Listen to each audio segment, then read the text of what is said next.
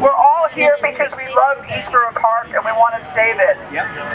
So we are going to have a press conference. My name's Tommy Loeb. I live on Grand Street. I've lived there for 45 years. I was there. I observed Hurricane Sandy. As you all know, 2012, Hurricane Sandy. Starting in 2014, the community was involved with some visioning sessions. We came up with a plan, imperfect, but in 2018, the city dropped the current plan. So we are fighting all of this with poetry. We're fighting it politically, and I hope every one of you has contacted your elected official, but we're also fighting it legally. And the most important part of this is there's a state law called alienation, and it's exactly what it sounds like. It means that if you take a park and you do anything to it, even temporarily for another purpose, you have to get state approval, and the community is entitled to be compensated. Well, lo and behold, and some of you may have been following this, there was something called the value engineering study done in 2018 by the city. And all along, everybody denied it even existed. We have Carlina Rivera on video saying that it did not exist. And what we had to do is, and this is where community resources, we had to raise money, we had to go to court, and at first the city denied the value engineering study existed. Then, as many of you may have seen, the city released a redacted value engineering report, which had hundreds of pages totally blacked out. So guess what? We had to continue to go to court, and we did, and we finally got an unredacted community value engineering study. And it's been like peeling an onion. All the arguments that the city has raised why they need to do this plan are uncovered in the value engineering study. First of all, they acknowledge that this was a resiliency plan. This was never a park plan to save East River Park. This was a resiliency plan. So again, under alienation, if you're using a park for anything other than a park purpose, you have to go to the state and then you have to compensate the community.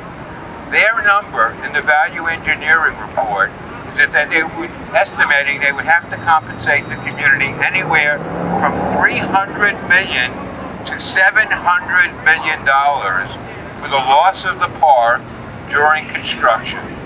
And that was one of the reasons they changed it from a resiliency plan to a park plan. One of the ways the community plan, which was about $750 million, became as expensive as the city plan, which is almost $1.45 billion, is they added that $700 million to the community plan so that our plan was as expensive as their plan. The mitigation money was meant so that the community could do things like we asked for. For example, we asked for free ferry service from Corliss Hook and Sty Cove to Governor's Island. Not a big deal compared to $700 million. But our elected officials couldn't even deliver that. We have been denied the use of Corliss Hook and Stuyvesant Cove to go to Governor's Island. So we went to court under alienation, and we have an attorney, Arthur Schwartz, who's representing us, and we went to court, and unfortunately, the lower court judge bought the city's argument, which is totally unjustified in terms of climate science. The city has argued that in the year 2100, 80 years from now, due to climate change and sea level rise, East River Park will naturally flood twice a day. Now, no climate scientist worth their salt has any idea where climate change is going to affect sea level rise past the year 2050. In fact, they think it's crazy. Because, first of all, if we do nothing, folks, 2100, 2050 aren't going to make a difference. East River Park and the entire city are going to flood. sea level rise is estimated to go 8, 10, 12 feet if the Arctic ice shelf melts or we don't do anything. Then if we do something, chances are that sea level rise won't be as bad as we think it's going to be. And if we do a lot, we could keep sea level rise below what we hope is going to be the catastrophe. The current plan, by the way, only addresses, even the city acknowledges, sea level rise through the year 2050. We could be faced with redoing the entire park in the year 2050 due to increased sea level rise. So we're in court on alienation. The most important date is coming up, and that's October 27th. We're October 27th. Mark your calendar. October 27th at 2 o'clock, we're to be heard in the appellate division here in New York on our alienation lawsuit. And we just uncovered, by the way, a new peeling of the onion. Besides issues like construction timetable, the city always argued that the Con Ed line that is buried under East River Park was untouchable, and therefore the community original plan could not be done. Just 4 days ago, at Community Board 3, the city announced that in fact the Con Ed line was going to be replaced and redone, which was one of the major arguments they gave in not allowing us to do the community plan. So, you know, we continue to unpeel the onion. We do poetry, we do politics, and we do legal. And we have to continue to do the both. And by the way, on the redaction and on the value engineering study, I just want to tell you how amazing we have had to be. This didn't come cheap. The city didn't just release the value engineering study without us hiring an attorney and going to court. It cost us $22,000 to go to court and unredact the value engineering study. And guess what the city just did? They just acknowledged that they were wrong, and they're paying us back $22,500. That may sound good, but just realize what they did. First they obstructed us, they denied it existed, then they made us go raise money to hire an attorney, then they made us go to court, and they first released a redacted report, and then they made us continue to go to court, and finally release an unredacted report, and then amazingly enough, they fight us with our own tax dollars in court, and then they pay us back with our own tax dollars. Jail time! Jail time! Which could be. So I hope you realize that we may come back to you also, because the legal fight may not be over, and this has been an expensive prospect, and we're going to need to raise money. We're not a wealthy community. We cannot raise the money that some other communities can raise, but we may have to dig into our pockets a little more. So everybody needs to keep up the fight with poetry, fight with politics, and we're going to fight in court. Yes. I did say, and by the way, one of the reasons I asked to go is, at 4 o'clock, believe it or not, the elected officials appointed this basically phony group called the Community Advisory Group, which has appointed members by our elected officials, and they're meeting at 4 o'clock, and they are discussing this, but their primary purpose is to basically put the plan forward. It's not to fight the plan.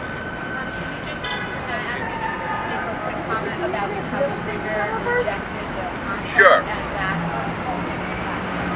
Sure. I mean, one of the other amazing things that's happened that nobody has really paid attention to is during the bidding process, there were 5 extensions of the current bid, and the city only got 2 bids on a $1.45 billion project, which should sound pretty amazing given the amount of contractors we have out there, and only 2 people chose to bid on it, which means that they were really concerned probably about the project in itself. City law requires that the city accept the lowest bid, and the lowest bid even came in at $55 million over the city's engineer's bid prospect. However, that was a company that was cobbled together and had no prior experience in a project like this, nor in taking on a project like this. In addition, the city has a requirement that minority and women-owned businesses get up to 30% of any contract that the city is involved in. Well, when the controller looked at the city, at the contract, he rejected it for two reasons. Number one, the contractor who won the bid had not filled out all the appropriate paperwork. And secondly, the contractors met such ridiculous low standards for the minority women-owned business, and you're going to laugh, but as you know, the area above 14th Street is already under construction, and they hired one person. I'm not joking. One person from the community was hired to work on that project after Carlina Rivera and all the elected officials. One of their other major reasons was that this was going to be a big economic boom and a big job provider for the Lower East Side. Well, guess what, folks? So far, we got one job at a $1.45 billion. So ultimately, when the controller asked the mayor questions, the mayor refused to answer them. And there's also a quirk, believe it or not, which seems crazy, but the controller is really not the controller. He's supposed to have the fiduciary responsibility of the city, but there's some kind of anomaly in the city charter or the city law which allows the mayor to just ignore the controller and just approve the contract. So what the mayor did in this case was he ignored the controller's objections, and this is $1.45 billion, and he just approved the contract. Yes. So, again, poetry, politics, the courts. Thanks, Tommy. Thank you. That was Tommy Loeb. And remember, the thing he said before the last thing, which is we're going to court on October 27th. So the final word is not the mayor or Stringer. This is a press conference now. People will continue to share information, and there will be some poetry cut-ins still, too. So this is Lucy Coteen of East River Park Action. Hi, everybody. I actually don't live in the neighborhood. I live in Brooklyn, where we have our own big fights going on, and I've been sharing with other communities for a couple of years now all these various environmental fights. And I wanted to point out in today's back page of the Science Times an article about the importance of pollinators and the search for pollinators. And I just wanted to say that after Hurricane Sandy, as I understand it, volunteers deliberately planted plants that would attract pollinators, because, you know, without pollinators we all die. Since they take care of our food supply for us. Thank you very much, pollinators. So, obviously every living organism will be killed in the park when they bulldoze the whole thing. Every living thing in the soil, in the air, the birds, the bees, the plants, everything will be dead. It will be ecocide, as you see the sign back here. So, we want to thank our pollinators, and my chant I like to say, we need bees and trees. We need bees and trees, because without them, we won't survive either. So if you have a look, beautiful pictures of bees, and there is a very rare bee in the park, right? I forget his name. You know? Anyone know the name? The eastern bumblebee. The eastern. Amy Burkhoff is not here. She would know. Wendy would know. But it's a very I don't know if it's on the endangered list, but it's an unusual bee. It's threatened and it will die. And who knows when any of these things will come back. Remember, they talk about planting trees afterwards, but if this project takes 10 years, which is very likely, then they plant the trees, then how long until you have a useful tree? Another 10, 20, 30 years till you have trees that are carbon sequesters and produce the shade that's useful. And then in 2050, they might do it all over again. By the time you have functioning trees, maybe they'll bulldoze the thing again and start. I mean, it is the most insane project. Not one environmentalist was involved in forming this. And we had a terrible Parks Commissioner, Mitchell Silver, and my take on him is that he hated nature and he hated trees. Because we fought him in my community of Brooklyn when they wanted to kill 80, and still do, plan to kill 83 trees in a park. And here it's almost 1,000 trees. He was part of this plan. So how can you have a Parks Commissioner whose purpose is to kill trees, who functions like that? We have a Parks Commissioner that promoted arborcycles. So that's pretty much all I have to say. Oh, I did mention, I work a lot with Sierra Club in New York City, and Sierra Club is totally opposed to this project, and they're trying to help fight it too, but it's a difficult thing when you have the politicians who just turn their back on the people in the community, who put them in office, don't care what the people that they represent think. That's what we have. So keep bothering them, call them every day, protest outside the office. Don't be shy. Let them know what you do. Thank you very much. That was Lucy Cochini. Who's coming up next? Yes. Hi everyone, I'm Emily Johnson. Hi, Emily. I'm from the Yupik Nation. I'm a choreographer and artist, a land and water protector. I live on the Lower East Side. Do a lot of stuff with East River Park Action and 1,000 trees.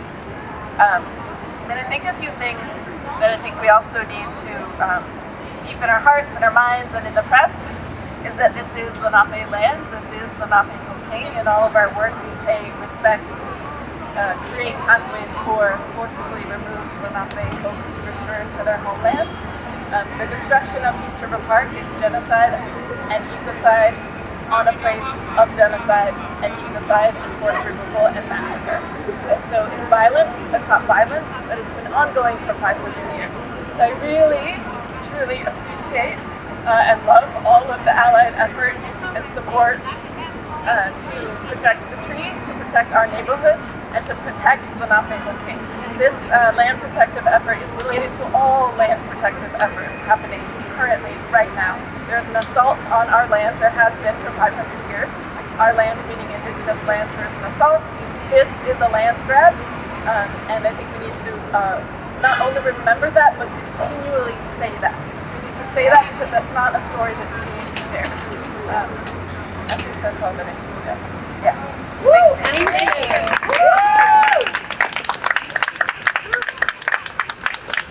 Hi everyone. This has been so much fun. I just have to say, who would have thought fighting an insane plan by the city to decimate 1,000 trees would actually be so much fun, and getting to meet all the different people in my neighborhood has been amazing. I'm Sarah Wellington. Thank you, Naomi. So Eileen is going to read a statement. That's our official press conference, I guess you could say, and then a poem, and then a song. But I just want to invite everybody here that is not standing on the grass to come in, if you would like, just an invitation, no pressure, but to feel the earth and the dirt and the grass, and it's quite lovely. So if you want to come on in, you're invited. We're going to start that now. If people want to gather around and listen. So thanks for being here, everyone. Nice to see you. Hey, you guys. So this is not a press release. And I'm going to say, some of the information that we're all sharing, I will share again. And so I think it's repetition is, conviction is in relationship to the amount of redundancy in the message. And so this is politics. I read that. So Frederick Jameson. Yeah. It's one of my favorite quotes. Okay, so this is not a press release. They say that sometimes they will begin to destroy our park in November, and sometimes they say they will do it in December. They send representatives of the DDC to the community board meeting, and they promise they will post pictures of the construction plan before the meeting, and they do not do that. And they do not do that at the meeting. At the meeting, they say Esker might run a year longer than they had previously planned, and they say they will post pictures of the construction plan afterwards, and what they do then is post a link that doesn't go anywhere. Then they say next week, that's what the link says. And we call the DDC, we speak to an engineer, and he says he can't really give us any more information because they don't really know. The only good thing is that the engineer doesn't pretend, whereas Desiree, the woman from the PR firm for the DDC, has to pretend. That is her job. I asked her where she lives at an earlier board meeting, and she ignored me and seemed threatened. I only wanted to say, you don't live here, and this is not your life. This is your job.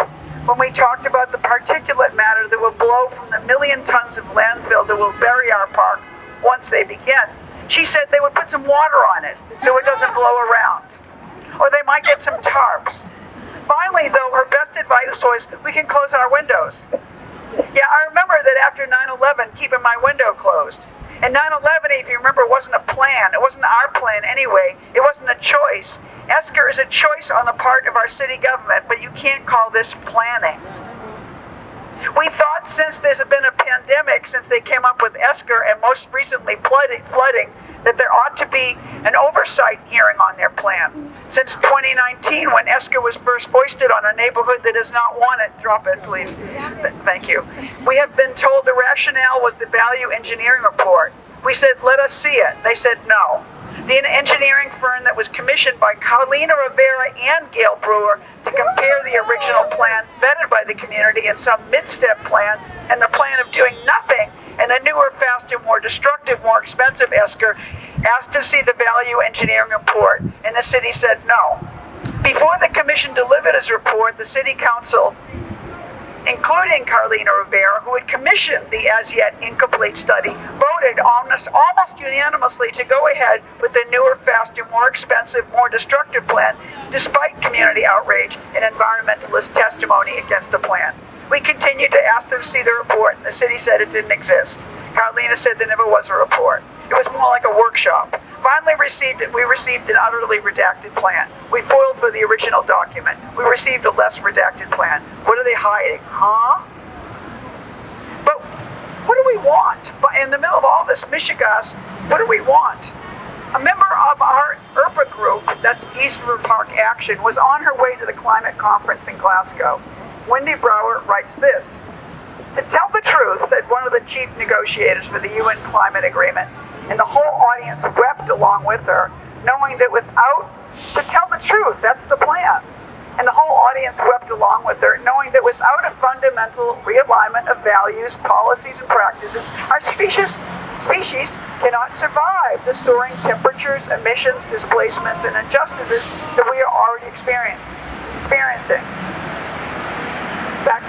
Back to Wendy. The whole world is coming together to remove carbon and mitigate impacts, yet the current ESCR is carbon intensive and sacrifices our community when a better plan can protect NYCHA, other housing, and East River Park against many of the different kinds of climate shocks, including extreme rainfall, overheating, drought, not just the ESCR's sea level rise and storm surge protection. And after repeated foils, we did get the majority of the value engineering report. And here's the shocking news about why we desperately need an oversight hearing before they go ahead with this madness. This is what's in the report. There was not one climate scientist, health or environmental professional at the table during the selection of the current destructive plan, according to the value engineering report. The environmental impact statement referred to in it left out current climate data, environmental justice, the pandemic, the newly announced wrapping of the Con Ed lines, which were one of the reasons why they had to do this plan. With much of this already known or intuited, we began a large protest march last April to petition Justin Brannan, City Council Chair of the Waterfront and Resiliency Committee, to call an oversight hearing for the City Council. After almost 3 months, Brannan agreed to have a meeting with us in his office. He agreed to hold an oversight hearing, subsequently pulling in the support of James Gennaro, Environmental Chair of the City Council. The next hurdle was Corey Johnson, the Speaker of the City Council. Corey apparently needed to approve the hearing, and from then, the end of June, until today, he has not responded. We began petitioning Corey by mail and by phoning his office. We hung a huge banner outside City Hall demanding he respond, and 2 women attached themselves to a tree. Nothing. We returned the following week and occupied a small area of City Hall Park with a succession of people chained to trees. Chelsea Manning, as well as a shifting and dedicated throng, showed up for days. And lo, avoiding the cab drivers who were striking at the other entrance to City Hall, Corey Johnson appeared. He told us in a congenial 25-minute conversation that he had never heard of Esker. Meanwhile, he was the Speaker of the City Council when they voted on it. He had never heard of Esker, and he knew nothing about the destruction of East River Park. He had received none of our messages, and Justin Brannan had never written him. He gave us his contact, and he asked for more information. He claimed that Carlina Rivera and Keith Powers and Margaret Chin, as the councilors whose district Esker affects, would need to petition for the hearing. Later, we have been told that was not true. In fact, Carlina Rivera told us at one of her events in Stuytown that Corey told her that the request would have to come from the appropriate committee, i.e. Justin Brannan. We have been inviting Justin Brannan to come here and meet with us here today, and all the days we have been down here. We told him Corey Johnson said he never asked for a hearing. He said he would put it in writing and send it to us. He has not. We called him and asked for it. We sent Corey Johnson all the information he could possibly want. We've asked for a meeting. We've asked for a reply. We invited him to be here today. The city council feels like a comedy team that keeps passing a hot potato while each saying, I don't have the potato. But the hot potato is our lives, our health, our environment, and the young people who have never had any voice, like that thing that Tommy was talking about, the meeting he's going to at 4 o'clock. There's no young people on that meeting. There's nobody young. So the young people who never had any voice in this process and will be holding the bag when this park is gone, when I am gone. And as Catherine De La Cruz, a young artist and activist who has been showing up and organizing, speaking for our cause, said, after they kill these ones, meaning the trees, the old trees, I don't know if there will be any more 90-year-old trees, which is, to me, the most profound question of what we're going through. How can you possibly cut down 80-year-old trees when you don't have any guarantee on this planet that there will ever be another 80 or 90-year-old tree? That is the greatest question I have heard. Why would there be a future anyone can believe in, since we are still living in a legacy of mired-in deception and opportunism and dysfunction in the present day? Is it possible the DDC knows so little about what itself is doing, except that they want to break ground on Esker and get the destruction going, and they will mop up later and give us a plastic rendition of a public park? A plastic rendition of democracy, because that is what we are living in today. Our government is a joke. Our participatory process is a joke. I mean, I really have increasingly that people who don't vote, I feel that in a deep way. It was like, who are you? The destruction of the planet and our lives is not a joke, and there will be no one left holding the bag. That hot potato in the city of New York and de Blasio and all these characters apparently protecting their own political futures by pushing us all to the end of global extinction. If they can do it here in plain sight, and that's the scariest part too, is they keep saying, the people who want to do it say, this will be a model for the world. Can you imagine what that means? I mean, if they can do it here in plain sight with no faint recognition in the mainstream media, I mean, like, we're standing here right now, we called the press conference. Is there any media here at all? Is there any mainstream media? Would they ever come? I mean, it makes me, I can't help feeling like this is the biggest real estate deal of the 21st century. That's what we're really talking about. 60 acres of riverfront land. Look at the west side and look at the east side. That's what we're talking about. Every goddamn bit of media in New York City and every goddamn politician is in on this, or else tell me what else it could possibly be. Is this just dysfunction driven so up the ass of democracy that we're all going to die of it? They can do it here in plain sight with no faint recognition in the mainstream media that this is happening. If you can make it here, they can make it anywhere. It's up to you, New York, New York.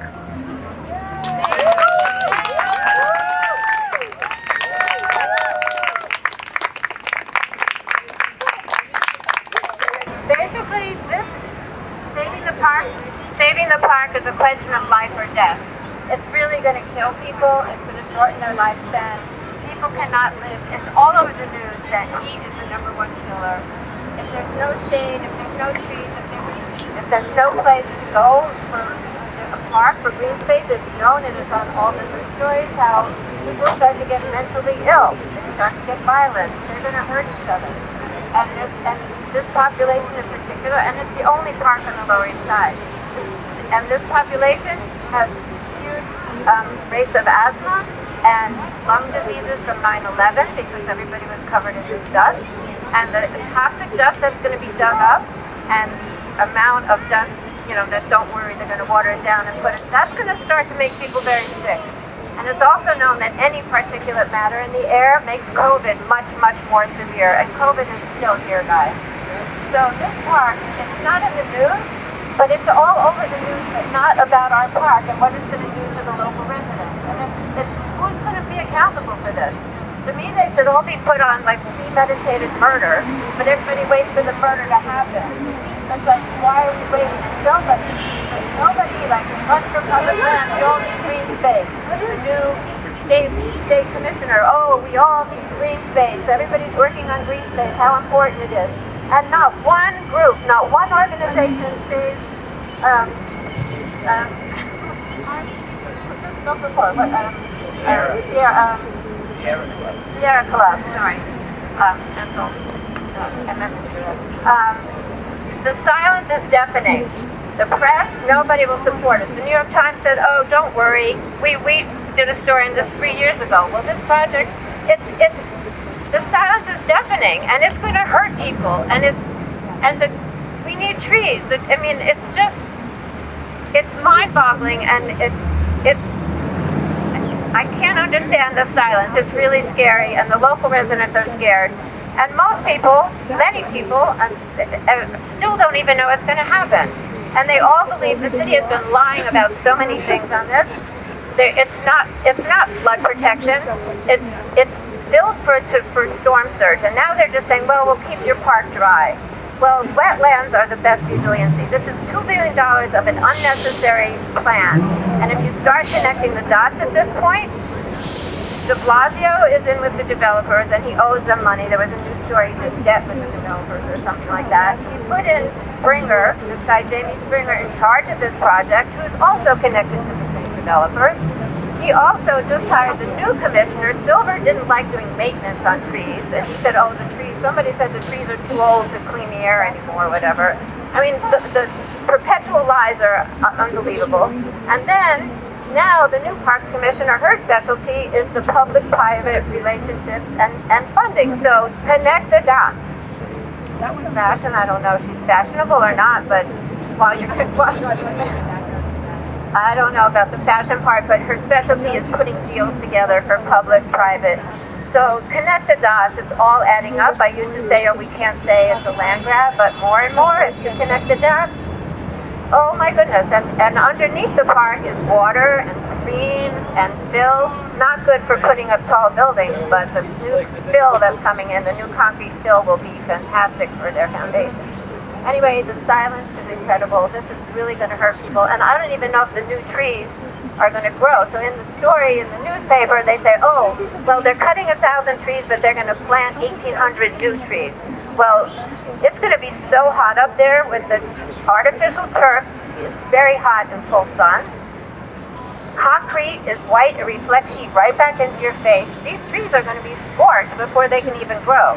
I mean, this is the worst thing that they could do for the people. It's the worst thing they could do for climate change, for climate justice. There's going to be no habitat, no birds. It's going to be too hot for the birds to fly over, for God's sake. And the deafening silence throughout the city, throughout the press, throughout we're losing sleep. I don't know how these politicians can sleep at night. Thank you. Thank you, Billy. Well, I asked Carlina on Wednesday night. I asked Carlina when I saw her. I said to her face, I said, how do you sleep at night? I said, I guess you sleep pretty well in your $1.5 million brand new apartment that you moved to uptown out of your old neighborhood.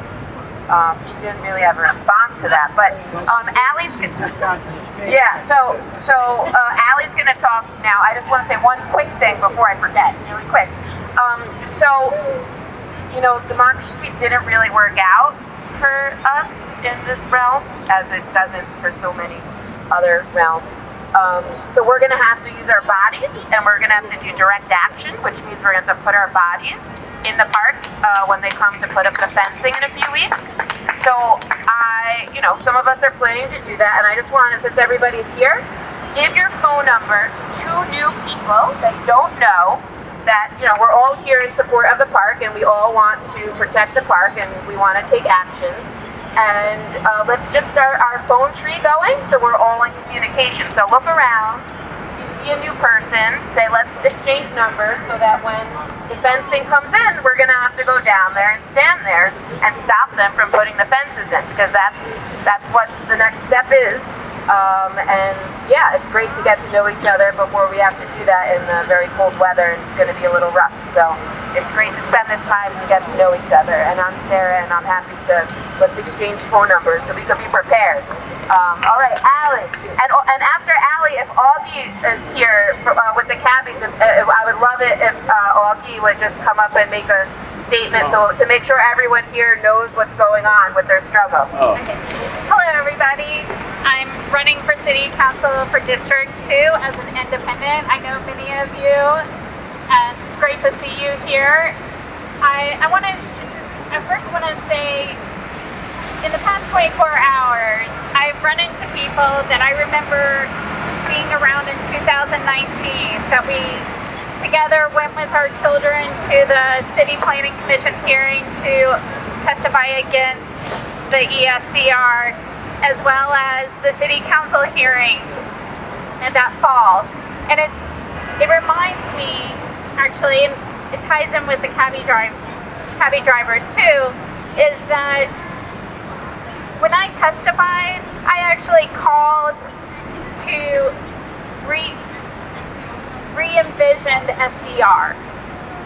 And I'm realizing, like, with congestion pricing, the cabbies have made me aware that we actually should be against it, because Uber and other ride-sharing programs are in bid with the city to put that forth. And so I was reminded again today, I should be calling for putting the FDR into a tunnel. We want to reclaim that land, and so it makes me excited to think about that. But then another note I want to talk about Carlina is that I also found out today that Goals is going to be having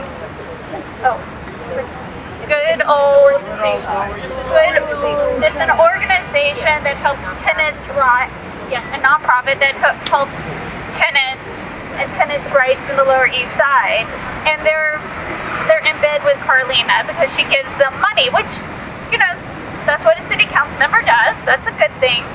But they're hosting on Saturday in East River Park, right next to the Halloween doggy parade, a celebration of the ESCR, which is a celebration to destroy the park. So what I want to ask of everyone is that we all go to this event, and as Goals and their volunteers pass out information of why the ESCR is a good plan, let's pass out our own information about the truth about this plan that is a disastrous plan. It's the thought of whoever came up with the idea that it's okay to kill 1,000 trees in the room full of people who agreed with that person, like, in my opinion, should go to jail. Because ecocide, yes. Yes. So my call to action to everybody here is come to East River Park on Saturday. We need as many people as possible. 12 noon. Which entrance? Grand Street. At the barbecue area. What are you doing out there? Yeah, Tonto. My name's Tonto. I'm part of the East Side River over there. I use that park all the time. I go there with my friends, old friends over there. Yes, but the thing is, you gotta think about the kids too. Where they're gonna play. I already talked to some players over there. Says I don't know where we're gonna play. Okay, just send us wherever. That's not right. That's one thing. I was here before Sandy. There was called Blue Wave Project. Blue Wave Project was to improve the park. Put a bridge right over where the pitch is for people to walk across the highway and everything like that, not to get pinched with the traffic. But the thing is, I've been going over to these meetings. I've been asking questions. Now, 3 or 4 years ago, I can't ask questions. I go to community board meetings and try to ask questions. It's no. It's if they're just here presentation, you know, to show pictures and everything that. And I told them, could I say something? They said no. It says go to the website. We could give you could give the opinion. Our new very good friend Augie, I didn't know his name. Augie Tang, one of the cabbies, and we became good friends when we 2 weeks ago when we were here all weekend. We couldn't have done it without Augie, and I had the pleasure of shutting down the Brooklyn Bridge with them last Friday. So I thank them for allowing me to participate. So here's Augie.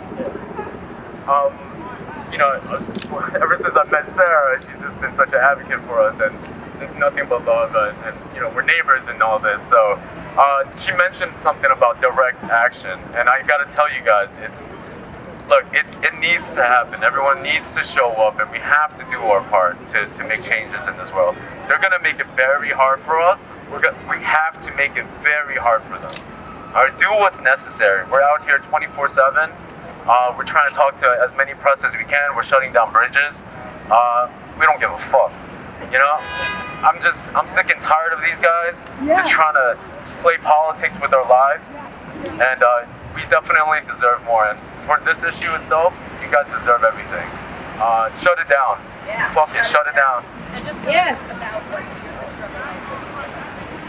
Well, the city artificially inflated the prices of the medallions, leaving thousands of medallion owners drowning in debt. Predominantly immigrant medallion lease drivers that invested in the city. Not only that, they invested 20, 30, 40 years of their lives. Right now, they came up with a $65 million plan that doesn't go far enough. It's literally a bailout for the banks and lenders while still handcuffing these drivers at the age of 60, 70 years old behind the wheel. They have lost their retirement. They're about to lose their jobs and their homes connected to the medallion at the age of 60s and 70s. We're out here as long as it takes. This isn't a new fight for us. We've been out here for 3 years trying to make sure the public understands what's happening. We understand now that we deserve more. 9 brothers have committed suicide because of the financial ruin. We're just not gonna let that happen anymore. You know, and for me, like Sarah, thank you for coming to shutting down the bridge. And for many of us, I think that direct action is necessary. Fuck, just shut it all down. You know, we got to do this all together. And thank you guys for coming here. It just makes it easier for us to be out here as well too.